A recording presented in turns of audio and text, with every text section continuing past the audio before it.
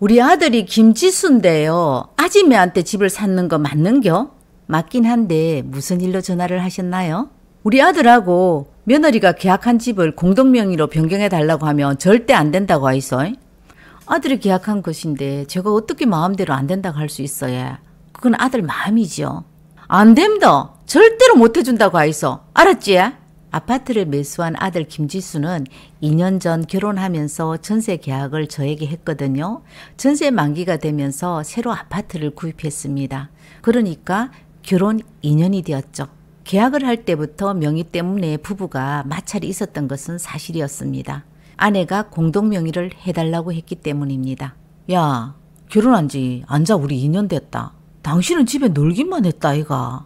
그런데 공동명의를 해달라고 하면 이건 너무 심한 거 아이가? 내가 집에서 놀기만 했어? 밥하고 빨래하고 나도 최선을 다하고 살았잖아. 니네 부모 더러운 성질 맞추고 살았는 것만 해도 이유가 충분할걸? 그러니까 공동명의를 해야겠어 난. 인생고객 여러분은 아들 혼자 외벌이로 생고생을 해서 마련할 집을 혼수품 하나 장만하지 않고 2년 전에 시집온 며느리가 공동명의를 원한다면 그래, 그래라. 아니면 절대 안 된다고 할 것 같습니까? 전 아들이 없어서 참 다행이라고 생각했습니다. 저는 흔쾌히 그래라 하고 대답을 못할 것 같거든요. 아들과 며느리는 같은 직장 동료였습니다. 처음 아들이 며느리와 결혼하겠다고 데리고 집으로 왔을 때 시어머님은 아들보다 11살 어린 며느리가 어딘지 모르게 마음에 들지 않았습니다. 결혼 당시 아들 김지수는 39세였고요. 며느리는 28세였습니다. 모든 것을 내가 나이가 어린데 너하고 결혼해 주는 것만 해도 넌 고마워해야 돼. 이렇게 항상 나이를 무기로 삼았습니다. 우리 며느리가요 시집 올 때 집 몸만 가지고 왔지. 냉장고, 에어컨 등 모든 가전은 나이 어린 색시와 결혼한다고 정신 못 차리고 며느리가 해달라는 대로 아들이 모두 준비했지. 더 기가 찬 것은 뭔지 압니까? 사돈 집에서요 딸이 결혼하면 매달 생활비 명목으로 50만 원씩 달라고 했답니다. 아들 키운 나도 매달 생활비 50만 원을 못 받아봤는데 그리고 달라 소리도 그렇게 대놓고 못 하겠더라고요. 그런데 사돈 집에서 결혼하면 50만 원을 매달 달라는 겁니다. 아이고 나는 안쓰러워서 용돈 주는 것도 못 받고 마음이 찬한데 어디서 그렇게 사가지 없는 말을 하는지 나는 이해가 안 갑디다. 월급이 조금 있는 직장이라 해도 매달 50만 원은 좀 부담스럽지.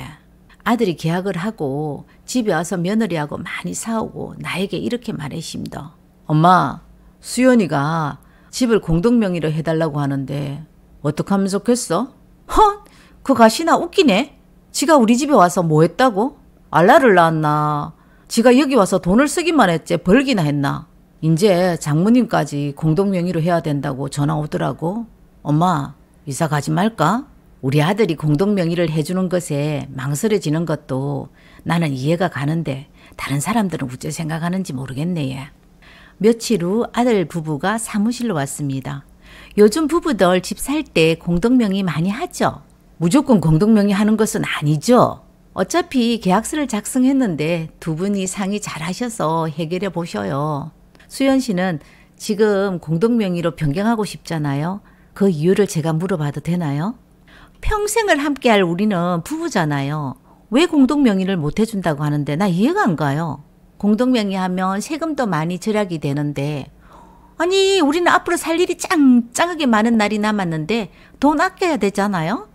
수연 씨 말이 전혀 틀린 말은 아닙니다. 양도소득세의 경우에는 부부 공동명의로 하면 분명히 장점이 있습니다. 양도소득세는 누진세율로 차액이 클수록 부담구역이 높아지는 구조로 되어 있기 때문에 공동으로 되어 있다면 과세 표준 구간이 낮아지기 때문에 금액도 줄어들고요. 기본공제 금액도 혼자일 때는 250만 원이지만 공동일 때는 1인당 250만 원씩 총 500만 원을 받을 수 있거든요. 그리고 수익형일 때도 장점을 기대해 볼 수 있습니다. 임대소득세는 개인별 과세인 만큼 유리하다고 판단할 수 있고요. 각각 낮은 구간의 누진세율 적용을 받기 때문에 혜택을 누릴 수 있긴 합니다. 그리고 종합부동산세가 있잖아요. 1주택의 경우 단독으로 하게 되면 11억 원까지는 종부세 비과세를 받을 수 있습니다. 그러나 공동으로 명의가 되어 있다면 각각 명의자에 대해서 6억까지 비과세를 받을 수 있기 때문에 12억까지는 종부세를 납부하지 않아도 되거든요. 즉 12억짜리 주택을 구입할 때 단독으로 되어 있다면 세금을 납부해야 하지만 공동으로 되어 있을 시에는 두 사람으로 각각 나누기 때문에 6억 원씩 분할되는 만큼 과세 대상이 되지 않는 겁니다. 하지만 일반 서민들 소박한 아파트 한 채로 종부세 납부 조건에 포함되는 경우는 드문 편입니다.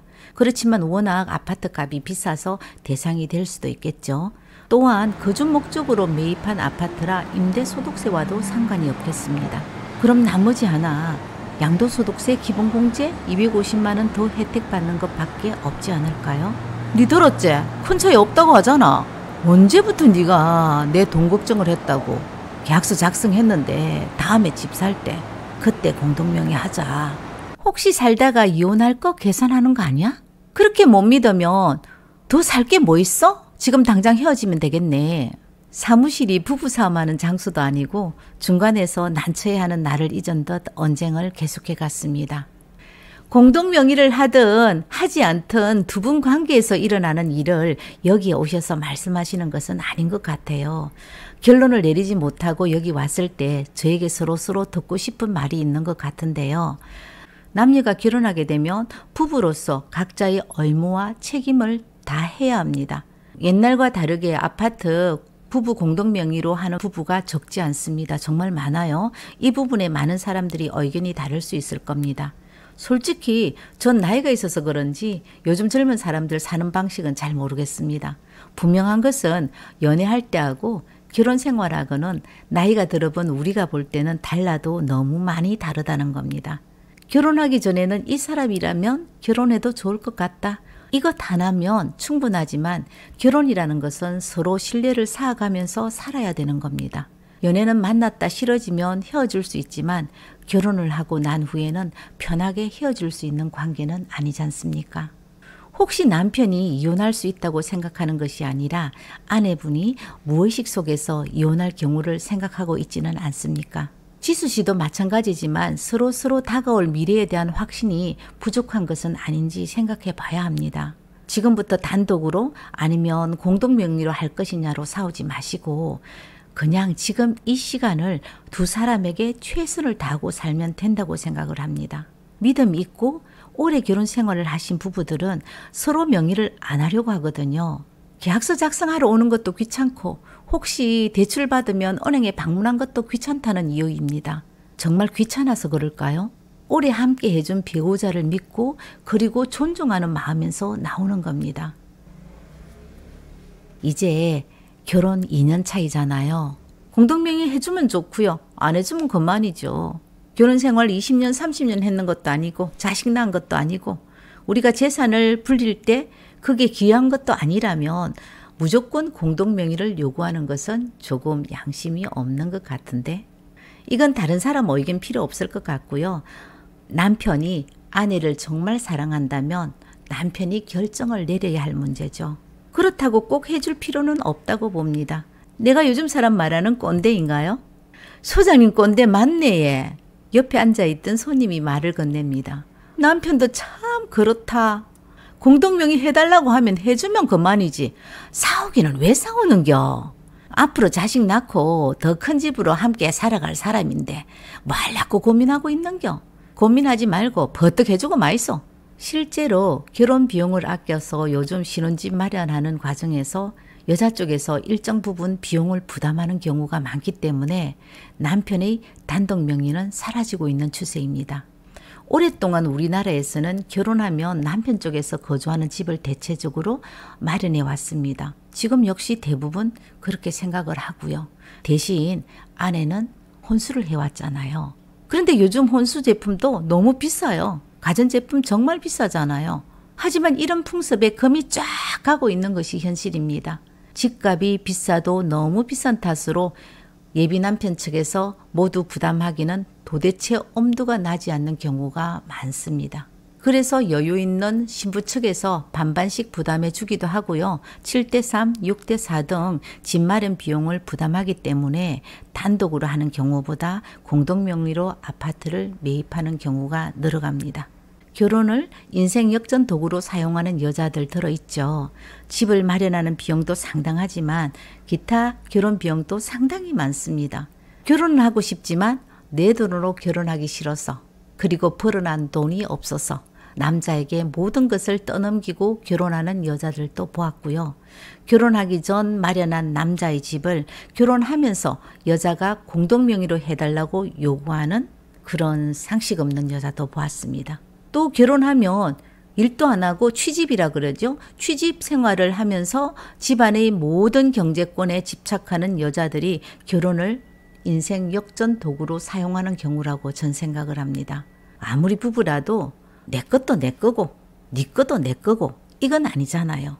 내 것은 내 거고 네 거는 네 거다. 이런 마인드가 없다면 결코 동등한 관계로 부부로 살 수는 없습니다. 얼마 전 65세 부부가 생애 처음 내 집 마련을 했습니다. 전에 거주하던 집은 임대아파트 분양을 받은 17평 22년 된 아파트라고 했습니다. 부부가 이 집을 매도한 금액은 3,900만 원이었습니다. 사는데 아무 불편한 것이 없지만 평생 먹고 산다고 바깥에서 일만 한 아내가 다리가 아파 일을 그만두고 문짝이 떨어져 나가고 녹슬은 싱크대를 하루 종일 닦는 아내의 모습을 보고 남편은 집을 팔기로 결정했습니다. 그리고 시내에서 조금 벗어난 곳에 28평 아파트를 1억 9천만 원에 구입을 했습니다. 명의는 우리 집사람 앞으로 하면 됩니다. 이 집은 평생 고생한 우리 집사람이 편하게 여름에 콩국수를 만들어 먹을 수 있는 주방이 넓어서 좋고, 우리 집사람은 집이 생겨서 오늘은 정말 좋은 날입니다. 무슨 말을 하는겨? 이 집은 동수 아버지 앞으로 해야지. 동수 아버지도 죽기 전에 지문서 한번 잡아봐야지요. 그동안 고생 많으십니다. 인자는 아프지 말고 우리끼리 잘 살면 됩니다. 부부는 이런 겁니다. 너무 계산적이지 않고 서로에 대한 이해와 관심으로 상대가 원하는 것을 알아주고 따라가는 것이라 생각을 합니다. 인생고개였습니다. 오늘 영상 마음에 드셨다면 구독, 좋아요, 알림 설정 부탁드립니다. 감사합니다.